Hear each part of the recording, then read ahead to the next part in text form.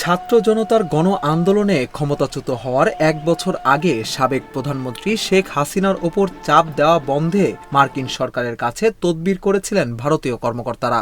মার্কিন সংবাদ মাধ্যম ওয়াশিংটন পোস্টের এক প্রতিবেদনে এ তথ্য জানানো হয়েছে। দ্বাদশ জাতীয় সংসদ নির্বাচনের আগে বিরোধী দলের নেতাকর্মীদের জেলে পাঠানোর কারণে মার্কিন সমালোচনার মুখে পড়ে শেখ হাসিনা সরকার। এর আগে অবশ্য র্যাবের ওপর নিষেধাজ্ঞা দেয় আমেরিকা। সেই সঙ্গে বিচার বহির্ভূত হত্যা, গুমের সঙ্গে জড়িত থাকার অভিযোগে বেশ কয়েকজন কর্মকর্তার ওপরও ভিসা নিষেধাজ্ঞা দেওয়া হয়। ওয়াশিংটন পোস্ট বলছে, এমন পরিস্থিতিতে একাধিক উচ্চ পর্যায়ের বৈঠকের সময় ভারতীয় কর্মকর্তারা আমেরিকাকে বাংলাদেশের বিষয়ে গণতন্ত্রপন্থী বক্তব্য সংযত করার আহ্বান জানান। এক্ষেত্রে যুক্তি ছিল, যদি বিরোধীরা নির্বাচনের মাধ্যমে ক্ষমতায় যায় তাহলে বাংলাদেশ ইসলামপন্থী গোষ্ঠীগুলোর কেন্দ্রস্থলে পরিণত হবে, আর এতে ভারতের জাতীয় নিরাপত্তা হুমকির মুখে পড়তে পারে। শেষ পর্যন্ত জো বাইডেনের প্রশাসন সমালোচনার সুর অনেকটাই নরম করে এবং হাসিনা সরকারের বিরুদ্ধে আরও নিষেধাজ্ঞার হুমকি স্থগিত করে। গত ৫ আগস্ট ছাত্র জনতার তীব্র গণ আন্দোলনের মধ্যে প্রধানমন্ত্রীর পদ থেকে পদত্যাগ করে দেশ ছাড়েন শেখ হাসিনা। তিনি বর্তমানে ভারতে অবস্থান করছেন। নাম প্রকাশ না করার শর্তে এক মার্কিন কর্মকর্তা জানিয়েছেন, বাংলাদেশ নিয়ে সবসময় একটা ভারসাম্যমূলক অবস্থান বজায় রাখতে হয়, কারণ এমন অনেক জায়গা আছে যেখানের পরিস্থিতি জটিল।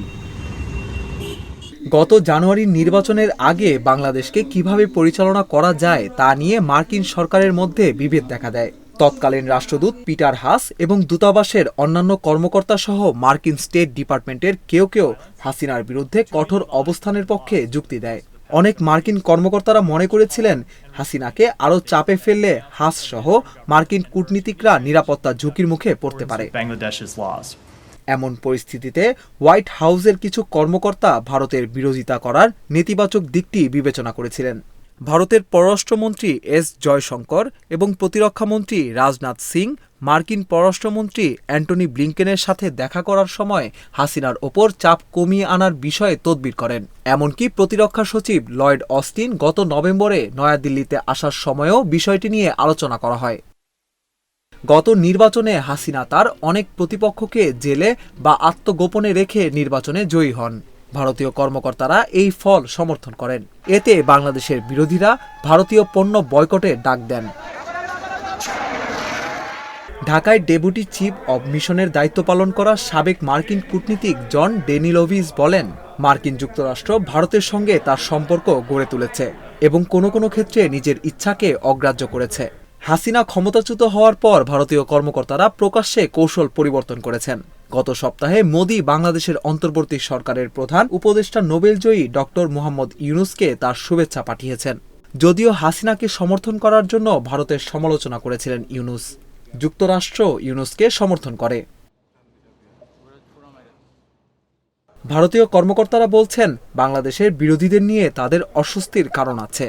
২০০০ সালের মাঝামাঝি সময়ে বিএনপির শাসনামলে ইসলামী জঙ্গিরা উত্তর পূর্ব ভারতে আক্রমণ করার জন্য অস্ত্র পাচার করেছিল এবং পাকিস্তানি গোয়েন্দাদের সহায়তায় বাংলাদেশের অভ্যন্তরে ক্যাম্পে প্রশিক্ষণ নিয়েছিল। ভারতীয় কর্মকর্তারা এখন সতর্ক করেছেন যে বাংলাদেশে জামায়াতে ইসলামী ক্ষমতা অর্জন করতে পারে। ভারতীয় মিডিয়া হাসিনাকে ক্ষমতাচ্যুত করার পর থেকে বাংলাদেশের হিন্দু সংখ্যালঘু জনগোষ্ঠীর ওপর হামলার ঘটনা নিয়ে প্রতিবেদন করছে। বাংলাদেশের বিরোধী দল বিএনপি আশ্বস্ত করছে যে বিএনপি ক্ষমতায় এলে বাংলাদেশের হিন্দুরা নিরাপদ থাকবে। হাসিনা পদত্যাগ করার পর অভিযোগ ওঠে, যুক্তরাষ্ট্র ও পাকিস্তান মিলে তাকে ক্ষমতাচ্যুত করেছে, তবে আমেরিকা এই অভিযোগ অস্বীকার করেছে।